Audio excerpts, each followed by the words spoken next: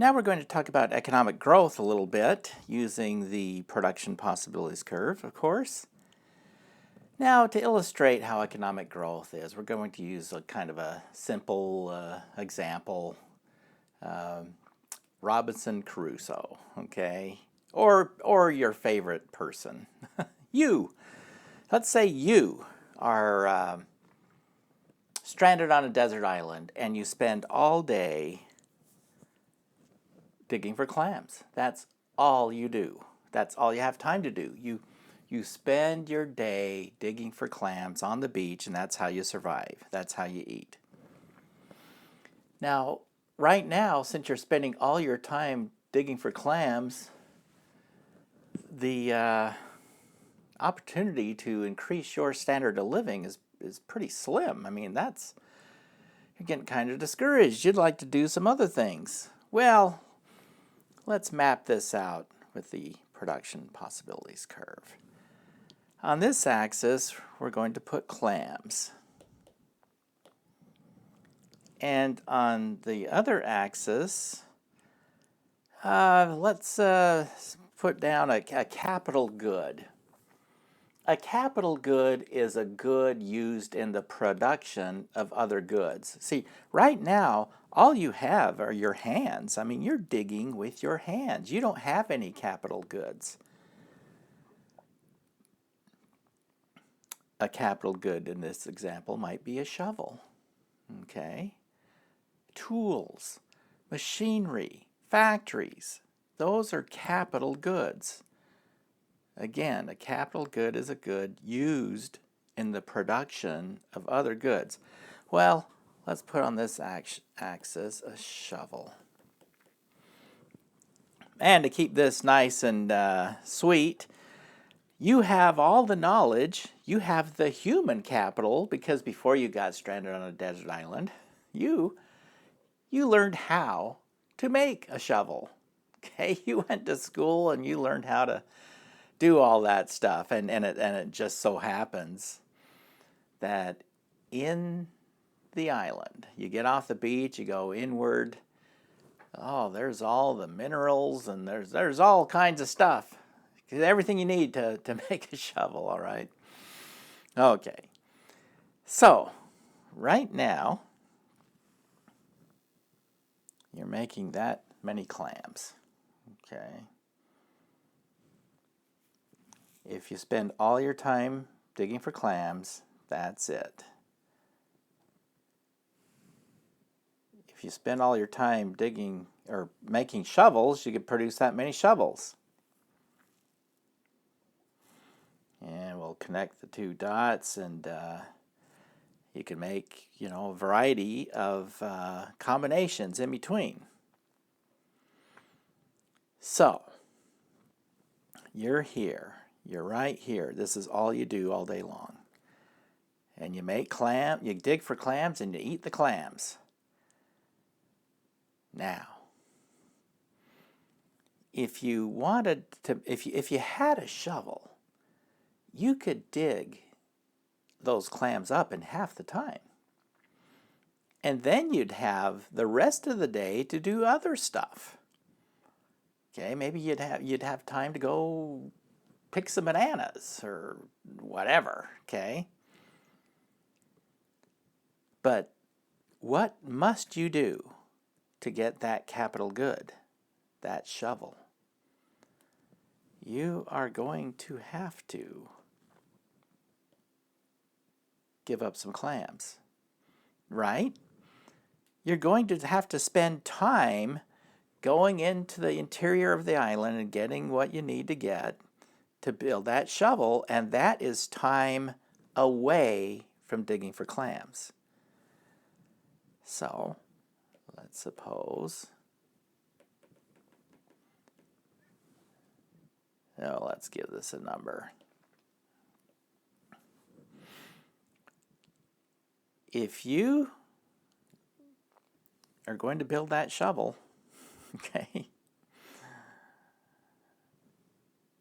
you're going to have to give up 3 clams.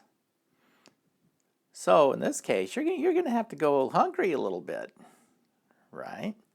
But once you have that capital good, that shovel, and this is the main point, next period, okay, next month, next year, whatever it is, your production possibilities curve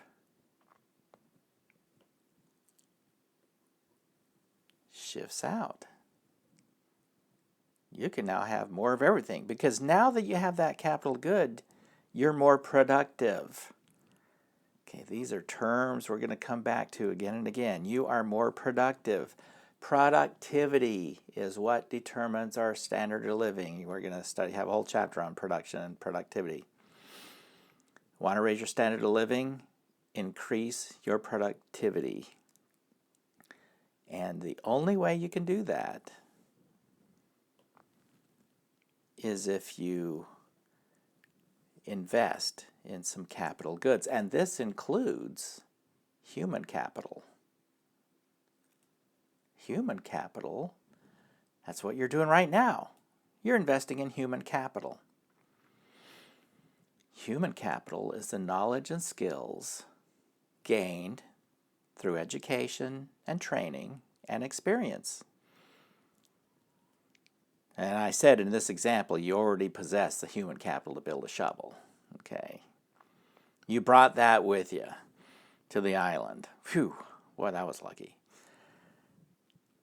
So there you are. This movement, this shift out of the production possibilities curve is called economic growth. And over time, as we gain more knowledge and skills, more technology, more human capital, this thing just keeps on shifting out and out and out over time. And like I said, this is exactly what you are doing. Now I'm going to put another graph in here. Change it just a little bit.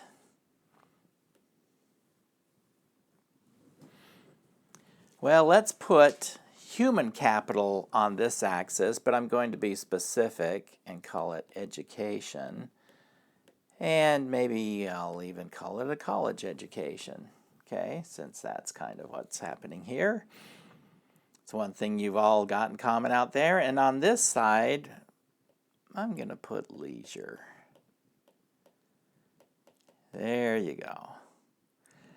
Well, let's suppose that you graduate from high school and you get yourself a nice little job, and you are basically, you go out west and you become a ski bum.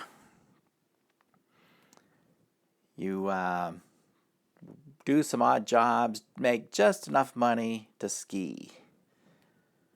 You're living it up. You're right there. You're right there.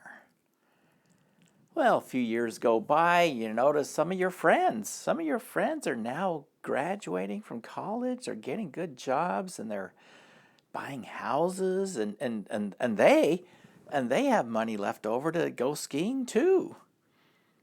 Some of them have come out and visited you and skied. You're thinking, well, that's interesting. I kind of like what they're doing. So you're thinking, and here's your production possibilities curve.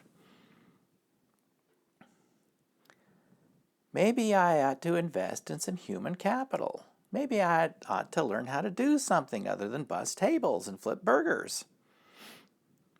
There's a reason why people don't make a lot of money bussing tables and flipping burgers. Do you know what that reason is? It's because it doesn't take that much specialized knowledge or skills to do that. Well, how are you going to invest in human capital? You are going to have to give up some of that leisure. You're going to have to do less skiing. And let's say you go out and you learn how to do something. Okay? So you have this much human capital. Now you qualify for a better job, or at least at least you're more marketable. Okay, that's often the case. A college degree doesn't always get you a job in the field you study. Actually, oftentimes, especially if you're in certain fields, certain majors, but what it does is it gets you the interview. Employers will look upon you as someone with commendable diligence and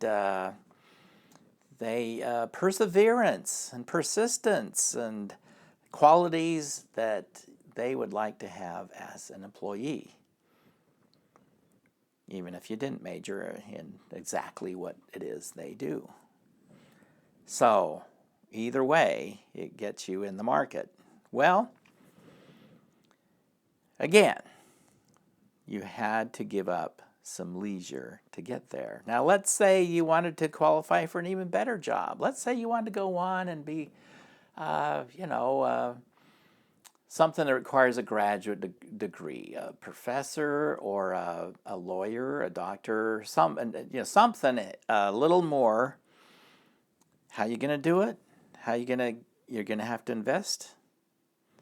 And how are you going to do that?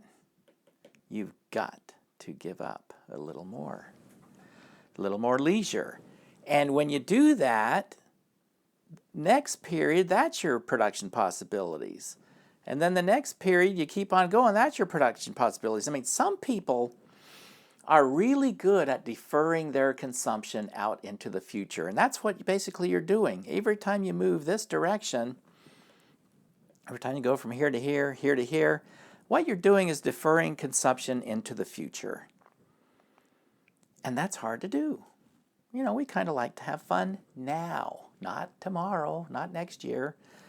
But some people are really good at that. They're willing to work their tails off today in order to have this later. Okay, some people are good at studying long hours, day after day after week after month. They just go this way. But guess what? Whoa, they get that down the road. Now, and again, it depends on what you're studying. If you're studying something there's a strong market for, it requires specialized knowledge, there you go.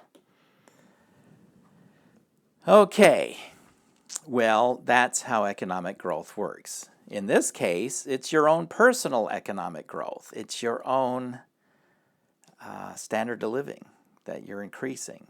The way to do it, again, you have to invest in yourself. You have to invest in that human capital and gain the skills to get there. Now, kids, well, actually, some adults, I'll take that back. A lot of adults, many adults, but especially kids, virtually all kids, have a really hard time with deferring their consumption and their gratification into the future. I remember my nephew, he was about 3 years old, and it was like 2 days to Christmas, 2 days.